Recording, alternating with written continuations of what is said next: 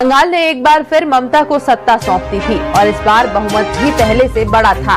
इसके बाद से ही बीजेपी में हलचल सी मच गई है। एक के बाद एक नेता बीजेपी छोड़ने की तैयारी में है। पश्चिम बंगाल में मिली हार के बाद बीजेपी में हताशा बढ़ती जा रही है। पार्टी में नेता एक दूसरे के खिलाफ खुलकर बोलने लगे हैं।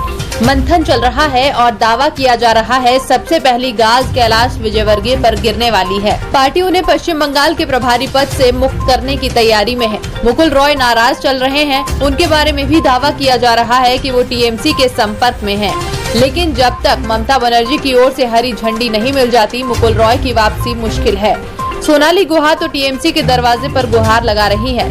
वो टीएमसी छोड़ने को अपनी गलती मान रही हैं और इसमें एक और नाम जुड़ गया है, सरला मुर्मू का। सरला मुर्मू को टीएमसी की ओर से हबीबपुर विधानसभा से टिकट दिया गया था, लेकिन उन्होंने टिकट मिलने के बाद भी बीजेपी का दामन थाम लिया।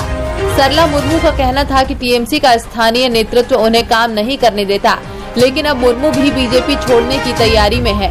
उन्होंने ममता बनर्जी को पत्र लिखकर टीएमसी के लिए काम करने की इच्छा जताई है। सरला मुर्मू ने कहा कि मैं हमेशा से तृणमूल कांग्रेस की कार्यकर्ता थी और अपनी मुख्यमंत्री ममता बनर्जी के नेतृत्व में काम करना चाहती हूँ।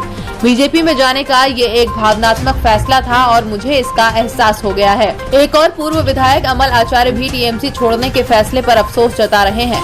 अमल आचार्य ने कहा कि मैं बीजेपी में शामिल हो गया था, लेकिन मैंने काम नहीं किया। ज्यादातर समय मैं घर पर था और अब फिर से तृणमूल कांग्रेस में शामिल होना चाहता हूँ।